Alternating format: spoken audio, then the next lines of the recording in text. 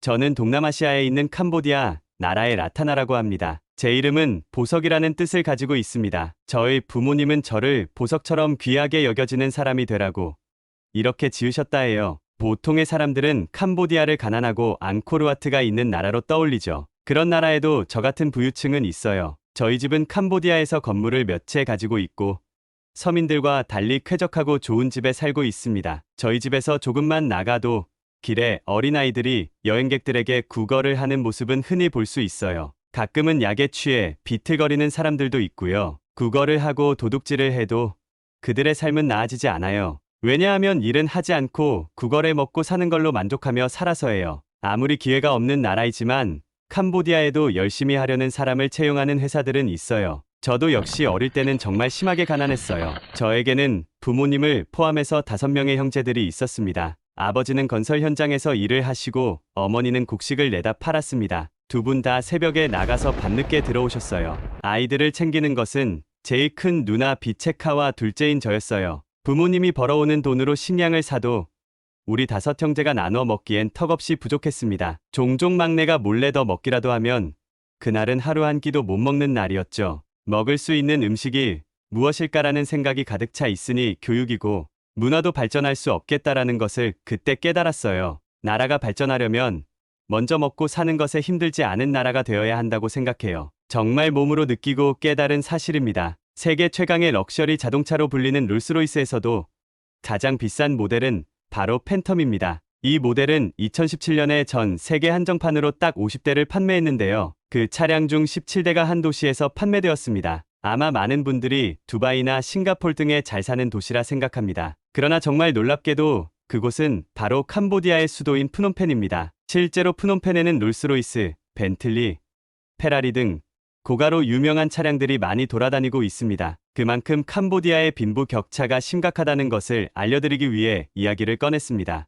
못 사는 사람들은 너무 못 사는 나라거든요. 저는 지금 30대 중반입니다만 그 시절 이야기를 하려면 20년 전으로 거슬러 올라가야 합니다. 지금에야 캄보디아도 몇 년 안으로 빈국을 탈출할 수 있다는 전망이 나오고 있지만 20년 전은 달랐습니다. 그때 저는 포이페이라는 지역에 살았어요. 포이펫은 캄보디아에서도 극도로 가난한 사람들이 신락 같은 희망을 부여잡고 하루하루 연명하는 곳입니다. 캄보디아와 태국의 국경지대에 접한 이곳은 지역 특성상 도박장이 많고 국경을 오가는 물품도 많죠. 그래서 가난한 이들이 물건을 실어 나르는 일용직이나마 생계를 유지하기 위해 몰려들었습니다. 설명만 들어도 상상이 되시지 않나요? 이 지역의 아이들은 학교를 다니지 못하면 바로 길거리에 내몰리게 됩니다. 포이페스의 아이들은 부모가 일하러 간 사이 방치되거나 길거리에서 빈캔을 줍고 도박장과 같은 위험한 곳에서 일하게 되죠. 캄보디아의 많은 부모들은 가난에서 벗어나기 위해 일에 매진하다 보니 자녀 교육에는 대부분 신경 쓰지 못하는 것이 현실입니다. 어릴 적 포이펫에 살던 저도 역시 같은 삶을 살았습니다. 그 동네에 사는 사람들은 모두 비슷한 정도로 가난하고 힘들었지만 저희 가족은 더욱더 힘들었어요. 갑자기 집주인이 집이 팔렸으니 나가라며 저희를 나가라 했고 집세가 밀린 저희 가족은 다른 방법을 찾지 못했어요. 집이 없으니 여기저기 노숙을 하며 살다가 큰 누나는 숙식을 해결할 수 있는 푸놈펜에 있는 기숙 공장으로 일하러 나가기로 했습니다. 부모님은 저를 남겨둔 채 5살, 3살, 1살 동생을 데리고 돌아가신 할아버지의 친구가 살고 계신 캄퐁으로 가셨습니다. 저보고 한 달만 잘 버티고 있어달라고 하셨어요. 어린 동생을 안전한 곳에 맡겨놓고 부모님은 저를 다시 찾으러 온다고 하셨어요. 저도 같이 캄퐁으로 가고 싶었지만 그곳으로 가는 차비가 부족했어요. 저를 태울 차비는 없었던 거죠. 부모님 중 한 분은 저랑 여기 포이펫에 남아 있으려고 하셨지만 동생들이 너무 어려 부모님 한 분만 새 아이를 데리고 가기엔 역부족이셨죠. 저는 형제 중에 2번째로 나이도 많았고 몸도 재빨라서 저를 믿으셨어요. 저는 부모님께 걱정 마시라며 안심시켜 드리고 잘 곳을 찾았어요.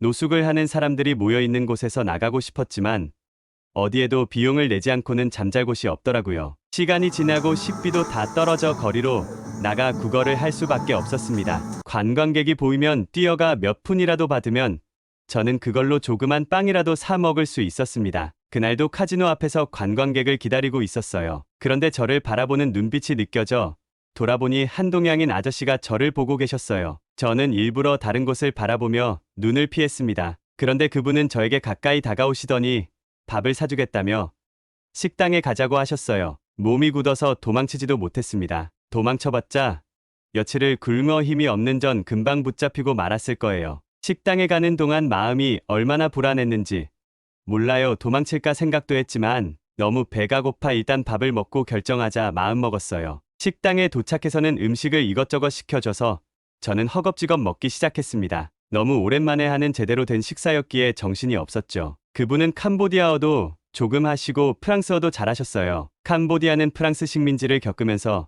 대부분의 사람들이 프랑스 말과 캄보디아어 그리고 영어는 관광지에서 일하는 사람들이 주로 사용하거든요. 아저씨가 저에 대해 물어봐 주시니 마음이 왠지 따뜻해졌어요. 아무도 저에 대해서 궁금해하지 않는데 이런 식사와 대화는 저에게 행운이라고 생각이 들었어요. 하지만 행운은 계속되었어요. 아저씨는 캄보디아에서 사업을 하고 있다고 하시며 저에게 일자리를 주고 싶다고 말씀하셨어요. 저는 할 수 있는 게 없다고 사실대로 말했는데도 다 배우며 할 수 있다고 하시더라고요. 아저씨는 캄보디아의 도로를 만드는 일을 하는 분이셨어요. 한국 기업들이 캄보디아에서 다양한 건설 프로젝트를 수행하고 있다는 사실이 놀라웠습니다. 도로뿐만 아니라 병원, 학교, 관공서 등 도시를 개발하는데 중심적인 건물들을 많이 짓고 있더라고요. 제가 살던 곳은 물론 아니니 아저씨를 따라 조금 멀리 가야 했습니다. 현장에 가서 저는 정말 좋은 기술을 많이 배웠습니다. 정말 열심히 했어요. 저를 살려주신 아저씨에게 보답하는 길은 열심히 하는 것 뿐이라고 생각했거든요. 도로에 토목 구조물을 설치하고 토공 작업, 굴착, 채석, 굴착물 처리도 하는 순서도 자연스럽게 배우며 교량, 터널 등의 특수 구조물도 건설까지도 3년 동안 열심히 배우며 일했습니다. 특히 도로 표면에 아스팔트나 콘크리트를 포장하는 일은 뿌듯함이 두세 배로 되었어요. 예뻐진 도로를 보고 있으면 이 길로 가족들을 만나러 갈 수 있을 것만 같은 생각이 들었거든요. 일도 익숙해지고 규칙적인 생활을 하다 보니 몸도 건강해지고 근육도 많이 생기게 되었어요. 몸은 피곤했지만 행복했습니다. 제가 태어나서 처음 느낀 행복과 안정감이었을 거예요. 몇 년의 시간이 흐르고 청년이 된 저는 여전히 사장님의 현장 근로자로 일하고 있었어요. 그러던 중 사장님이 갑자기 한국에 가지 않겠냐고 물으시더군요. 다름이 아니라 한국 사는 내 친구가 시골에 새로 공장을 열었는데 일 잘하는 사람이 있으면 소개를 좀 시켜달라는구나. 일 잘하는 사람 나도 당연히 계속 데리고 있고 싶지만 한국에 가서 일하면 여기보다 훨씬 많은 돈을 벌 수가 있거든. 그래서 너에게 먼저 물어보는 거다. 다신 없을 기회라 생각해. 용기 내서 기회를 잡아보렴. 만약 너 안 간다고 하면 다른 직원을 한국에 보내도 괜찮아라고 하셨어요. 저는 캄보디아를 떠난다는 사실이 너무 무서웠지만 여기보다 몇 배나 더 많은 급여를 받을 수 있다는 것이 포기할 수 없었습니다. 우리 가족을 내쫓은 집주인에게 복수도 하고 싶었고 가족들이 다 같이 모여 큰 집에서 살고 싶다는 꿈을 이룰 수 있을 것만 같았어요. 차곡차곡 돈을 모아 제 집을 살 계획을 가지고 있었습니다. 하지만 아직 제가 모은 돈으로는 턱없이 부족했어요. 그런데 빠르게 돈을 벌 수 있는 기회라니 망설여지기도 했지만 한국 사장님이 좋은 분이시니 다 도와주실 거라는 믿음이 있었어요. 사장님에게 한국에 가기로 결정했다고 말씀드리니 기뻐해 주셨어요. 정말 잘 생각했다면서요.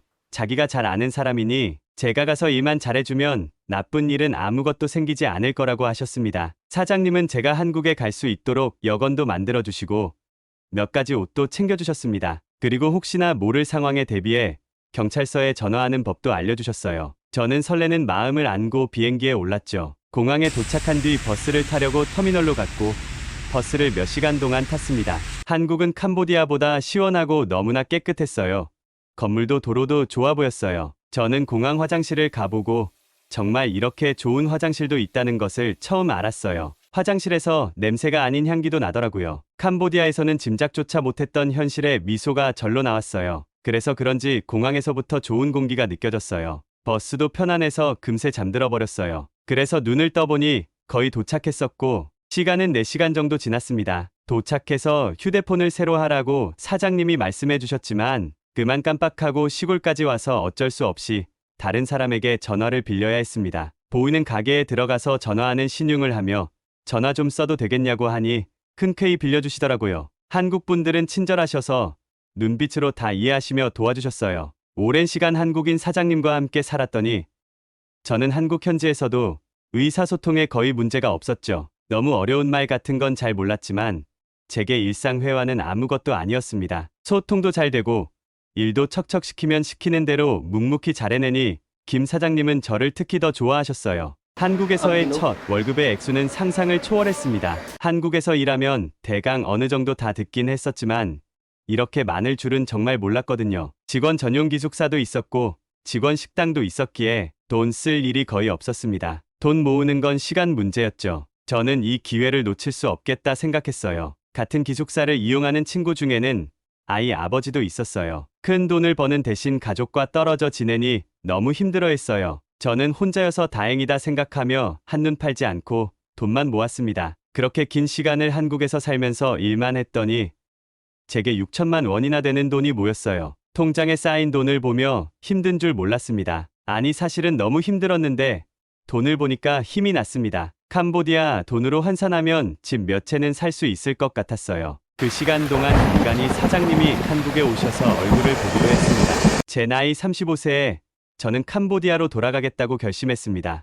마침 사장님이 가족들 그리고 저를 만나기 위해 한국에 오셨는데 그때 저는 같이 캄보디아로 돌아가겠다고 했습니다. 사장님도 반기는 눈치였죠. 그렇게 저는 사장님과 같은 비행기를 타고 캄보디아로 돌아왔고 건물을 세 채 샀어요. 캄보디아로 돌아가는 길에 저는 사장님이 처음에 왜 저에게 다가오신지 듣고 눈물을 멈출 수가 없었어요. 카지노 앞에서 구걸을 할 때 관광객이 보이면 몰려가는데 제가 다른 어린아이에게 자리를 양보하는 걸 보셨던 거예요. 구걸을 하면서도 자신보다 못한 처지의 아이들에게 양보하는 저를 도와주어야 저 청년이 캄보디아 사회를 밝히겠구나 생각하셨다 하셨어요. 맞아요. 저는 동생들이 떠오르기도 하였고 어린아이잖아요. 저보다 배고픔도 더할 것이고 성장할 나이니까요. 저는 다짐했습니다. 제가 받은 은혜를 내가 살아가는 사회에 보답하며 살아야겠다고요. 저는 돌아오자마자 크고 좋은 집을 샀습니다. 정말 행복했습니다. 그리고 아주 오래전 흩어졌던 부모님과 누나,